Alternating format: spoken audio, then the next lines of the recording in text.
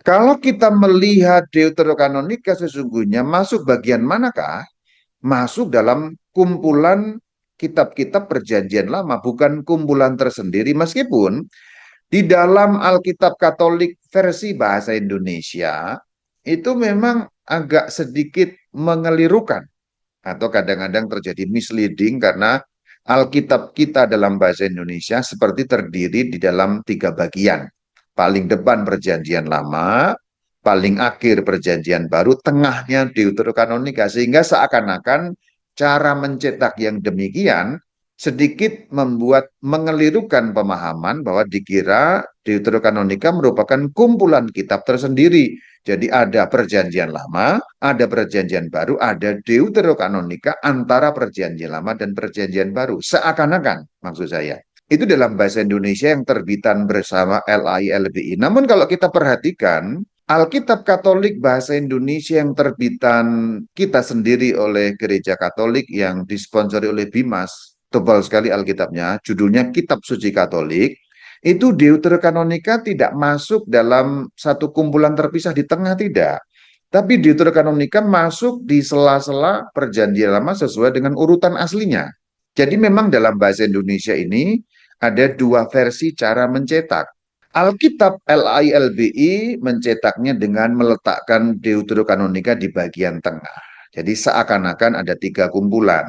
Sementara Kitab Suci Katolik dalam bahasa Indonesia terbitan Gereja Katolik atas sponsor Bimas Katolik itu menempatkan Deuterokanonika bagian dalam perjanjian lama yang tidak terpisahkan sehingga jelas ada dua bagian perjanjian lama dan perjanjian baru.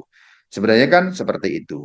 Maka boleh kita baca bahwa Deuterokanonika bagian dari perjanjian lama, tujuh kitab, lalu ada dua tambahan. Jadi kalau kita lihat bagian di bagian depan tadi, ini yang berupa kitab. Jadi tujuh kitab, lalu ada dua tambahan. Istilah tambahan ini juga perlu digarisbawahi dengan catatan. Seringkali karena tambahan, istilah tambahan, ya, seakan-akan itu gereja Katolik menambah-nambahkan isi Alkitab. Padahal tidak demikian. Itu lebih merupakan satu ya, istilah teknis untuk menyebut bahwa ada contohnya Daniel versi panjang, Esther versi panjang, ya. Tambahan Daniel, tambahan Esther itu tidak lain dan tidak bukan adalah Esther dalam versi lebih panjang atau Daniel dalam versi lebih panjang. Jadi istilah tambahan itu memang juga misleading istilah itu. Namun kalau kita pahami dengan tepat, maka istilah tambahan tidak akan menimbulkan kesulitan. Hanya dalam akar rumput perdebatan itu seringkali yang muncul orang lain menuduh gereja Katolik nambah-nambahin. Itu kan benar kan itu ada tambahan, kalian nambahin isi Alkitab. Ya, tidak demikian sebenarnya.